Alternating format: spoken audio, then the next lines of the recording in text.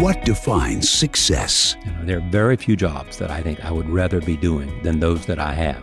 Very, very, very few. What happens when you get knocked down? You regret what you didn't do, not what you did. So all the things I did, I have no regrets. What makes some people radiate? I do what I really love, and I probably do the thing that I'm best equipped to do. This is Radiate.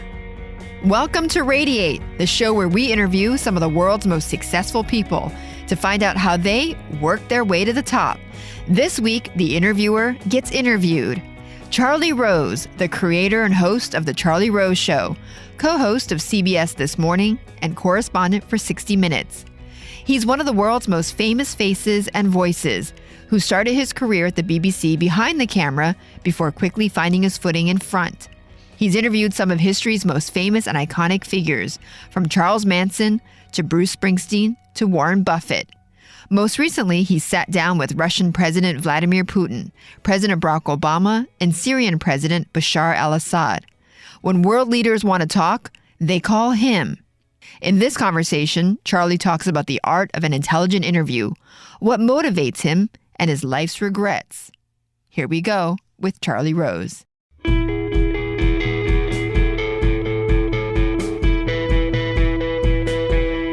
Charlie. Yes? So good to talk to you. Thank you. What a pleasure to be on this podcast with you. Thank you, Charlie. What a pleasure to have you. So do you do many... This is my first podcast. Is it? Yes. Get out of here. No, it's my so first we ever. having not... Oh, my... My inaugural podcast. We may be starting a trend here. I know. I want to be everywhere on podcasts. And since I talked to you, there was a story in the Wall Street Journal. About how good podcasting is? No, a kind of guide to podcast. Oh. You know, these are some that you should know about. So you might be tempted afterwards. I don't know. In fact, I'm going to do a show about the woman who's done the sort of, I think it's kind of a novel on a podcast. It's very popular. She's coming. So you know, I've talked about this before. I mean, we can start very simple, which is you have all these great jobs, right? I mean, you anchor the early show. You have your own Charlie Rose show. That's what, in its 25th run? Next year will be 25. 25 years. Can you imagine? That's almost as old as you are. Oh, Charlie. It is. You work for 60 Minutes, so you travel around the world. 10 to 12 pieces for them this year. So how do you do it? How do you do it all? Well, first of all, you should say that there is a certain overlap to it. You don't have to read the book but once. Some guests are so good and compelling that you want them on any of those shows. And certainly there's an overlap between the morning, CBS This Morning, and the evening show. The evening show does larger segments. It does less sort of medical stuff and much more politics, foreign affairs, and science, not so much things that are sort of standard fare for the morning shows. Right. So I can do it because the preparation for it does not require additional preparation for different shows. There's a cumulative learning experience from reading all the papers every morning and going online every morning. And you read what, 7 newspapers? 7 or 8 newspapers every morning, and then I go online and read more, like The Guardian and Los Angeles Times and other papers. The Independent from London, and then the London Times. And so it's just the physical challenge of being there. So Charlie, let's talk about your career a little bit. At what point? Must we? Yes. Well, it is a podcast about people's careers. Okay. And yours is so fascinating. I mean, at what point, I've always been curious to ask you this. I mean, I've known you for many years, but, I've always wanted to ask you, at what point did you know you were not just Charlie Rose, but you were Charlie Rose, the brand? You were the Charlie Rose. When did you know that? Well, I really knew it in Texas when I started and had my own show. And it was called Charlie Rose. And every show I've done since then has been called, and not always because of me, because of PBS wanted to call it that, because of Because when we started Charlie Rose the Week, they wanted to do that because it was a brand that people could identify with. They know what to expect. And how'd that feel? Felt good because it gives you, if the brand stands for something, and I hope it does stand for quality and a value, some sense of respect for intelligence, all of that is what I think it stands for. A quality of interviewing, a quality of writing, a quality of reporting. So you knew when your name was in lights. Well, I didn't know then. I knew that when it stood for something, not when it was in lights. I mean, anybody can put their name in lights. I knew that when people came to expect a Charlie Rose program to be of a certain standard that said something. And I knew that when people were coming to public events to see me do something, it was because they were attracted to the work that they had seen on television or that they had heard about. Did that happen by accident, or did you know you wanted to do this? Well, I knew early on in my life that I was attracted to the idea of curiosity and learning and information. I mean, I can remember as a very, very young kid growing up in the South, say, when I was 10, 11, or 12, listening to the radio and interview programs and just finding it amazing and being interested in the lives of people, in biography, in memoirs, in history. And people talking about those things was fascinating to me. Mm-hmm. And I thought, gee, that's a fun thing to do. But I had no understanding growing up in the South, where I grew up in a small town. I didn't know anyone who was in television. I did know there was a local radio station, and I remember I won a contest when I was in high school, or even earlier, maybe junior high school, to be on the radio I was selected. And it was great fun. And it wasn't hearing the sound of your voice. It was just a sense that it has power. People can hear your voice and be motivated. Oh, sure. Mm-hmm. Sure. Because I can make a choice today, and I have changed lives of people. So does it feel like a big responsibility? Always. I never want to go in front of a microphone or a camera and not believe that I've done the best that I could within the allotted time. I happen to like daily journalism.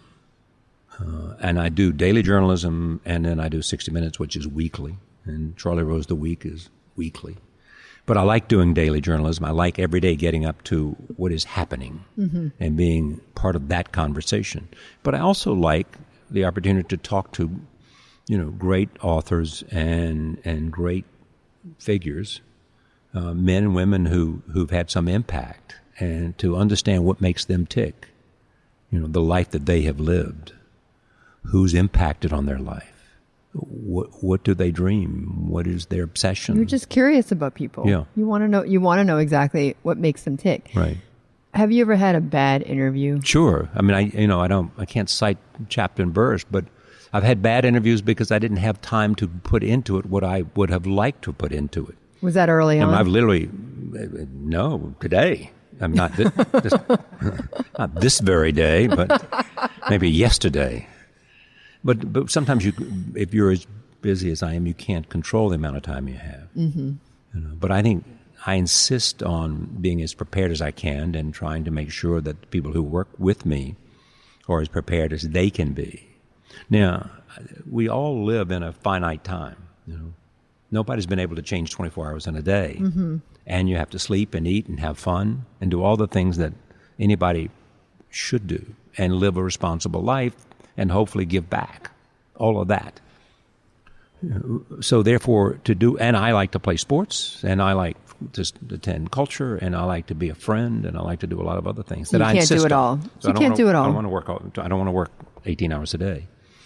But do you feel like because you didn't... But so therefore, you know you can't do as much as you want to put into it if, in fact, you're doing it on a daily basis. But we live in a finite world. Mm-hmm. If I had I had more time, I'd be a better tennis player.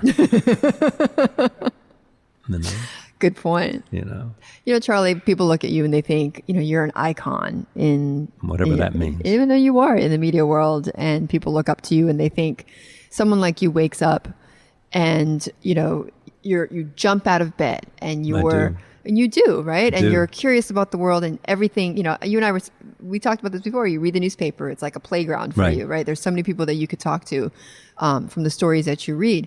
But the fact of the matter is that most Americans wake up every morning and they're scared, right? They're scared of losing their jobs. They are. Scared of and I have their great, health. great respect and understanding of that.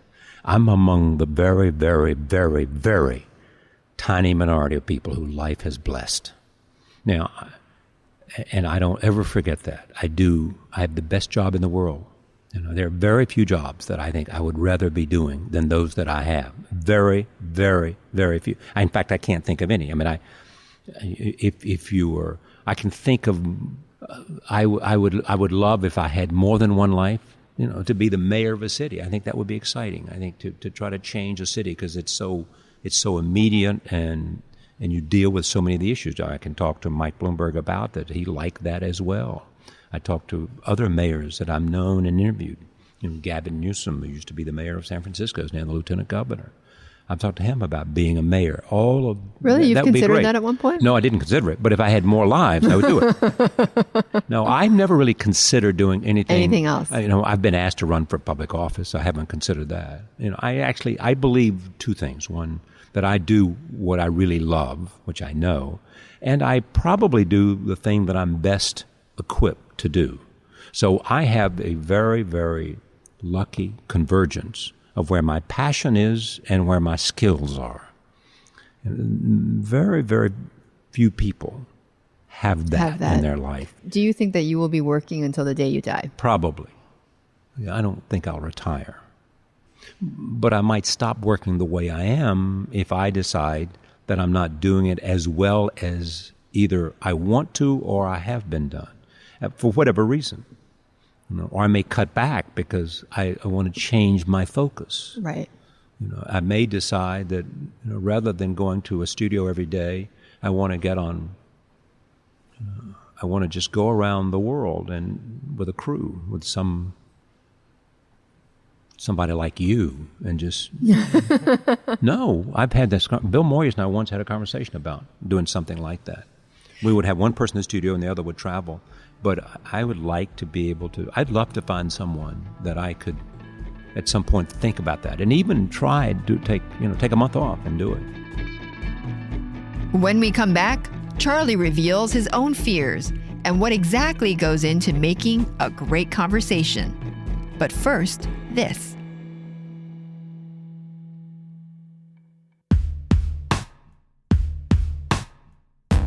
This episode of Radiate is brought to you by Stamps.com. The holidays are almost here, which means you probably don't have time to go to the post office or do much of anything else because there's traffic, there's parking, it's going to be packed. Everybody will be there mailing their holiday gifts and packages. So why don't you go online and try Stamps.com. With Stamps.com, you can avoid all the hassle of going to the post office during this busy holiday season. So everything you would do at the post office, you can do right from your desk. You can buy and print stamps right from your computer and printer. You can print postage for any letter or package the instant you need it, and then all you have to do is wait for the mailman to pick it up. It's easy, it's convenient. So sign up for Stamps.com, use the promo code RADIATE for the special offer of a 4-week trial plus $110 bonus offer, including postage and a digital scale so you can weigh all your items. Don't wait, go to Stamps.com. Before you do anything else, click on the microphone at the top of the homepage and type in Radiate. Stamps.com, enter Radiate. This week's episode of Radiate is also brought to you by Earth Class Mail. Earth Class Mail moves your snail mail up to the cloud. It gives you instant access 24/7, and it integrates with the tools and the services that you use every day. These days, we have moved practically everything over to the digital world, but we still pick up and sort and manage our physical mail. Well, with Earth Class Mail, you can get all of your mail scanned and accessible online 24/7. You can search your mail, you can send your invoices over to your accounting software, sync important documents into the cloud, deposit checks, and just really make running your whole business a whole lot easier. You also get a bonus here, a real professional address to share publicly with customers, business partners, and investors. So you're never going to have to worry about somebody showing up at your front door if you run your business from your home. That is perfect for independent entrepreneurs of all types like you. So visit earthclassmail.com/radiate and you'll get your first month of service free when you sign up. earthclassmail.com/radiate.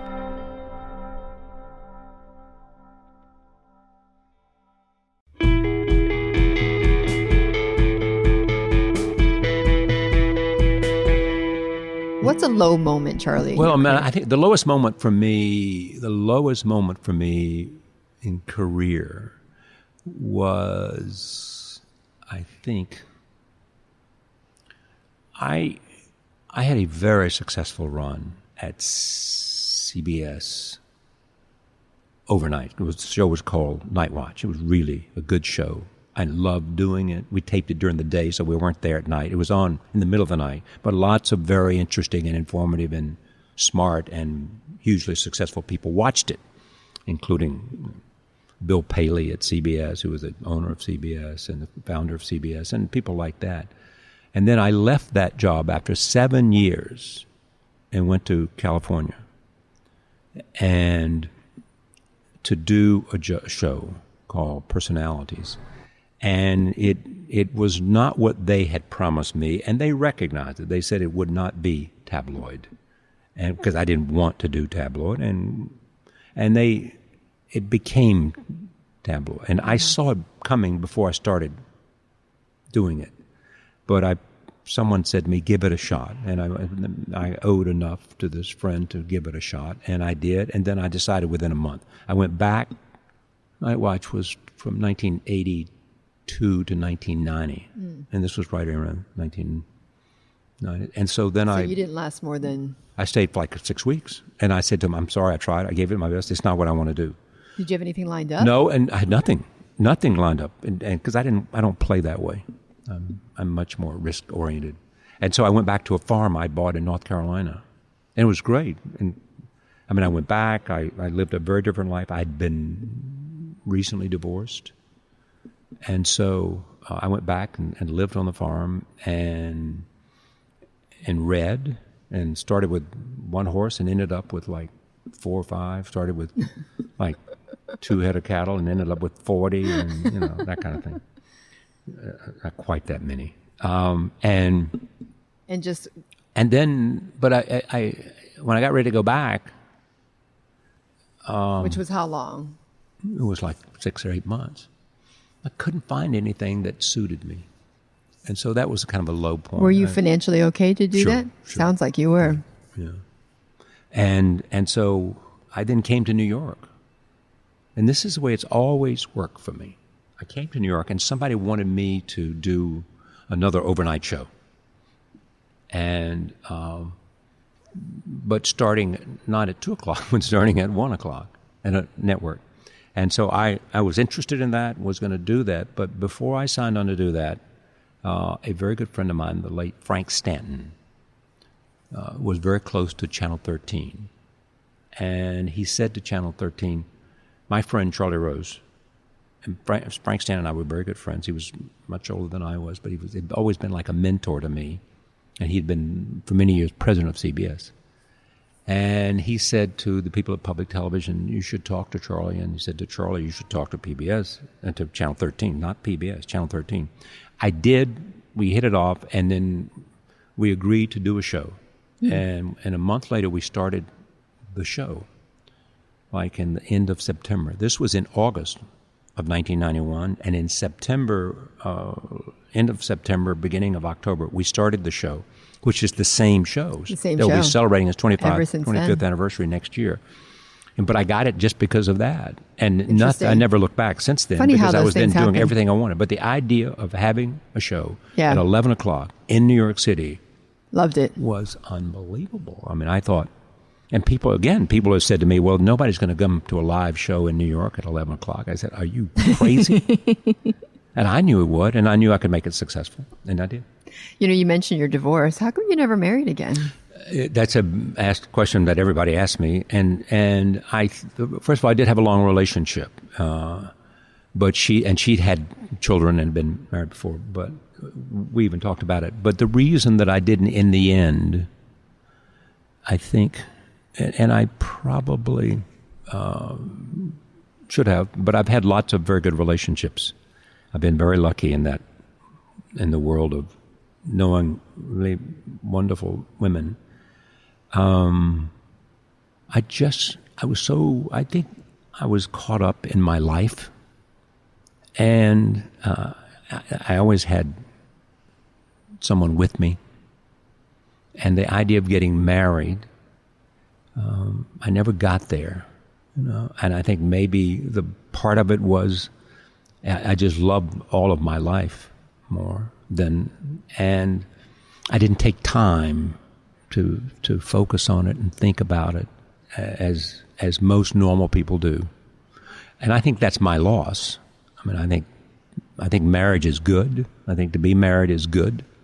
I think to have children is good. And on balance, I would much rather have done that.